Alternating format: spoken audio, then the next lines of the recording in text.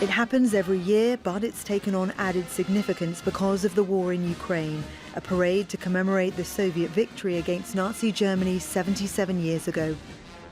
An estimated 27 million soldiers and civilians from the Soviet Union died in the Second World War. Russian President Vladimir Putin compared the previous fight against fascism to the invasion of Ukraine.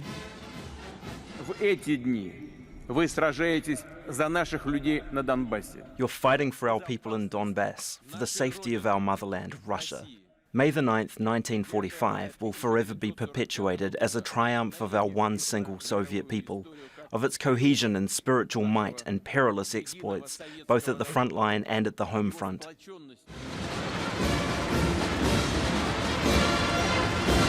Military hardware was on display as the parade made its way from Red Square through the streets of Moscow. It's designed to send a message, but at a time when Russian forces are struggling to gain the upper hand in Ukraine, it's also a show of force for national consumption.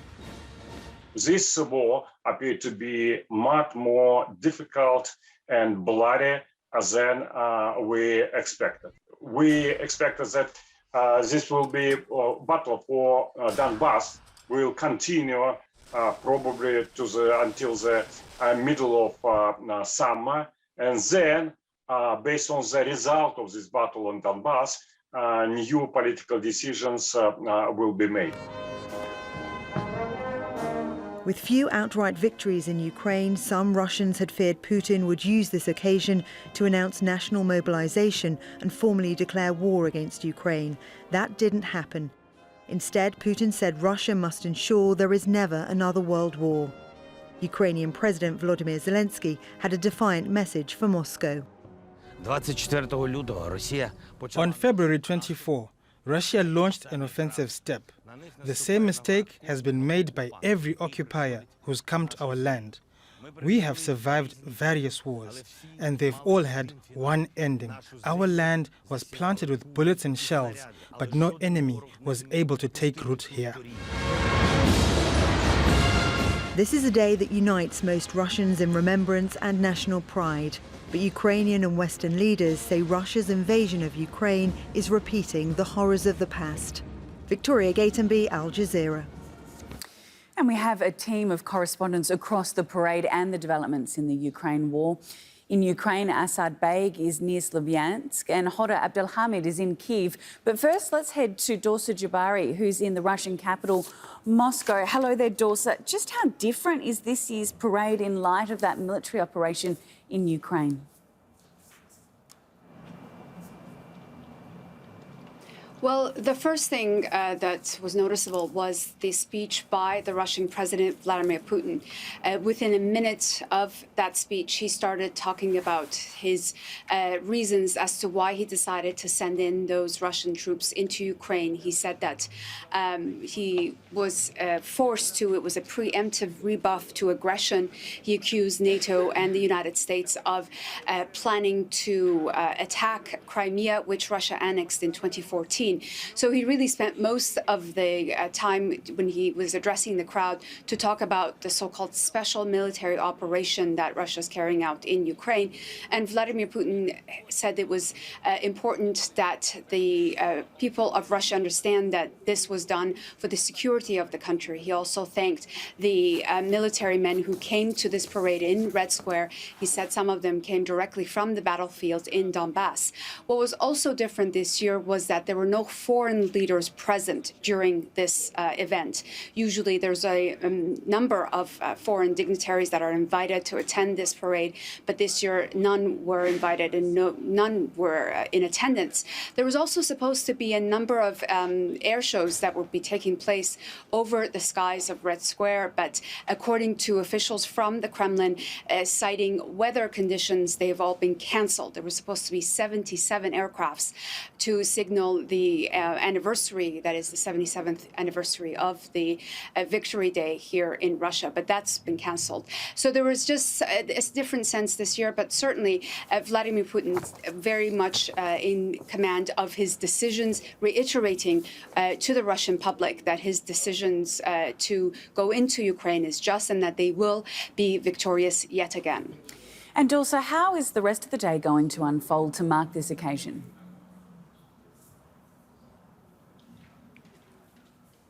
Well, we saw Vladimir Putin after his speech walking over to the Alexander Garden in the Kremlin, laying flowers over. There are 12 blocks representing the 12, what they're known as 12 hero cities. And of course, two of them are marked with Kiev and Odessa. Those are the cities that were part of the Soviet Union. They were awarded these honorary titles as hero cities for displaying exceptional heroism during World War II. And the irony was not lost on many people, saying that as the fighting continues in Odessa, Vladimir Putin is laying flowers on that block commemorating that city. But following that, there is a march that is due to take place in the coming hours that is called the Immortal Regiment March. And Vladimir Putin has also taken part in that in the past, because this is when people, ordinary people, take photographs of the members of their family who they have lost during what they call the Great Patriotic War here in Russia. And they march towards the Kremlin area of the city here. And they really commemorate what they lost and the family members that they lost during this war, to remember those that have fallen.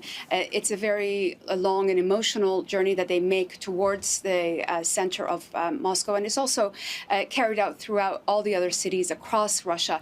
We also saw that a number of events taking place not only in Russia but also in Mariupol as well as Crimea. We saw a parade happening in Sevastopol, and also in Mariupol there was events held to commemorate this day. All right, thank you for breaking it all down for us. Dorsa Jabari, live for us in Moscow.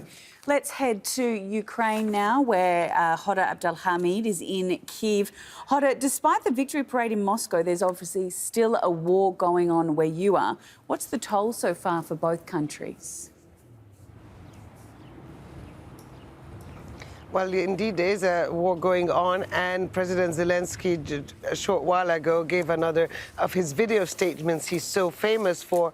Well, he sort of mirrored what President Vladimir Putin said by reminding everybody that Ukraine is fighting for its own freedom. He also underlined the fact that Ukrainians paid a very heavy toll in World War II and continue to pay that very heavy toll during this war. For both sides, it's been very costly. Russia has lost an enormous amount of soldiers. We don't know exactly the number. The Ukrainians say it's about 25,000. Russia puts that number between 13 to 1,500 only. The battles are ongoing on a daily basis. Ukrainian cities are being targeted, even in the West, where infrastructure is being pummeled. And then the outcome of all of this, with Vladimir Putin saying that he's coming here to protect the ethnic Russians, the Russian speakers. Well, the outcome of all of that is wherever there is a battle, wherever the Russians sort of focus their firepower, well, there is total destruction and alienation of the same people Vladimir Putin has been saying that he wants to protect. Many people I met over the past 3 months told me how they were not going to speak Russian anymore, and they were sort of fast-tracking to learn Ukrainian, because they said if they were two-minded before this war, well, now it really cemented their Ukrainian identity. But this is a war where Ukrainians are also paying a heavy toll. There's more than 3,000 civilian dead so far, children, women. There's 12 million displaced, so certainly a very high cost for no victory on the ground so far. And Hoda, there are areas under Russian control at the moment. Talk us through that briefly.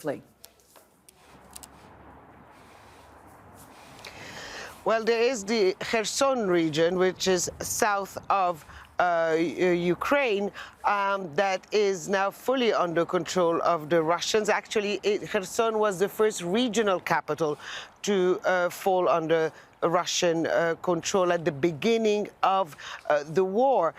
So now Russia actually today carried out small parades, little concerts in villages and towns across that region.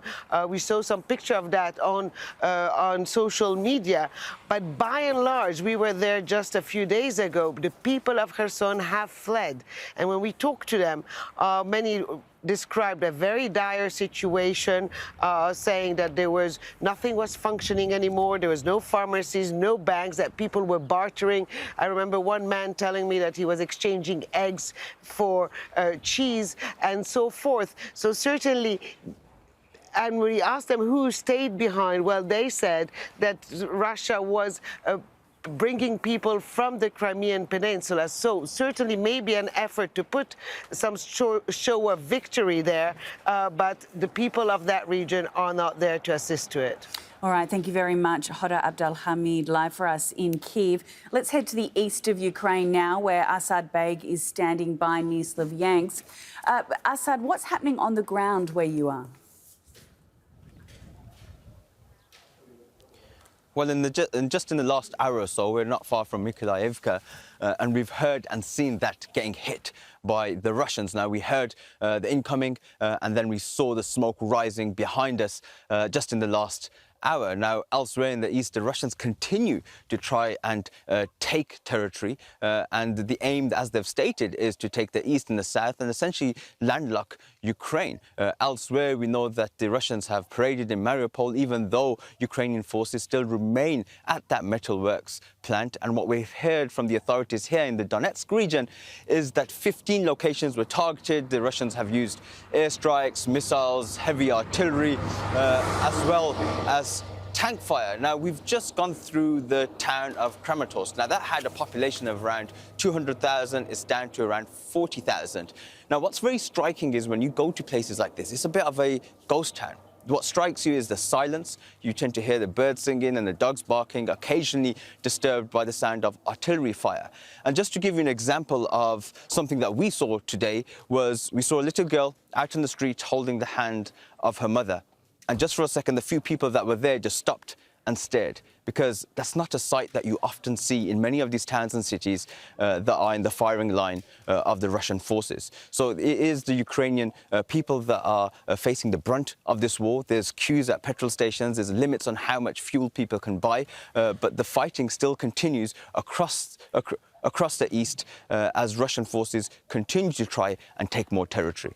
All right, thank you very much for that update, Asad Beg near Slavyansk for us.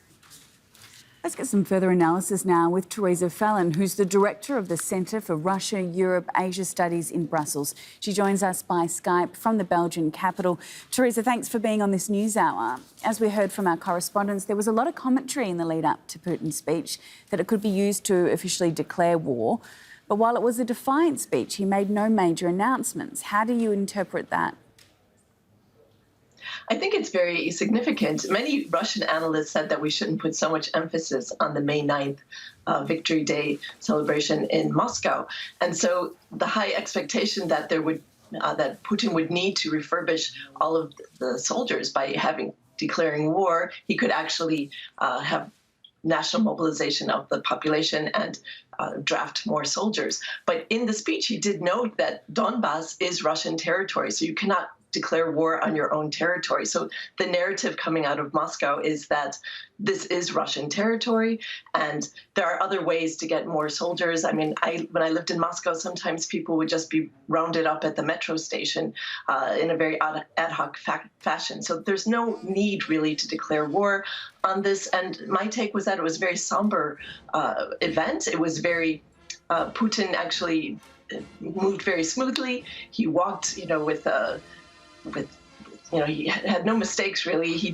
There was no shaking of his hand. So I'm sure everyone's watching very closely as well how he delivered his speech, and that if there were any tremors or any sort of health issues, actually he looked pretty good today.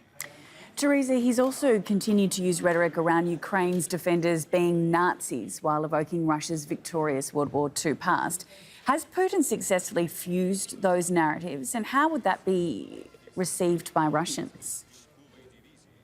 Well, that's what he was trying to do with this whole presentation and speech today, trying to use the Russian nostalgia for the Soviet past. I mean, 27 million Russians died, and that wasn't even revealed to the Soviet public until Gorbachev came to power, and that was part of, the idea of opening up and letting people know. Before that, it was like a state secret because they thought the population would be too saddened to know 27 million Russians had died. So they really do feel, I should say, Soviet citizens died, because a lot of the fighting and dying happened in the area that is Ukraine. So the Ukrainian there is having a parallel narrative going on, which I think Zelensky was very wise to do. He did an interesting video, black and white. It looks something like World War II, and that the real Nazis here in this narrative are the Russians. That's how the Ukrainians are spinning it. So we have a battle of narratives going on here. And if people are skeptical of this narrative in Russia, well, we've seen 4 million people leave Russia, some of the best and the brightest, so some people aren't buying it.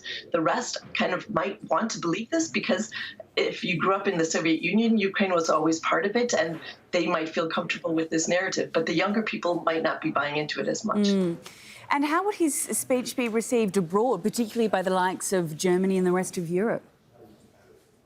This is really irritating many Germans because it's constantly this Nazification campaign. So it is kind of an irritant in the relationship, and we're seeing German leaders kind of calling out Putin because this is a very sensitive issue. And let's remember, Germany is kind of dragging their heels a bit on Russian energy sanctions. So maybe this narrative is a bit of a clash. Russia wants continued support from German businesses to kind of help water down or delay any sort of energy sanctions. It looks like, though, this will be a long-term event. Putin didn't try to make it sound like there was great victories. It was very somber. And in fact, you didn't even hear him talk about the special military campaign. He didn't use operation. And we didn't. So there are certain things that were interesting that did not show up. That language wasn't used. And he also called up, did a call out to all the nurses and doctors that are helping injured Russian soldiers. So I thought that was an interesting nod, acknowledging that there are many people who have been injured in this war. As more and more bodies come home, this might water down support for this activity in Ukraine. Well, we appreciate your analysis. As always, Theresa Fallon, Director of the Centre for Russia, Europe, Asia Studies in Brussels. Thanks for your time on this NewsHour. Thank you.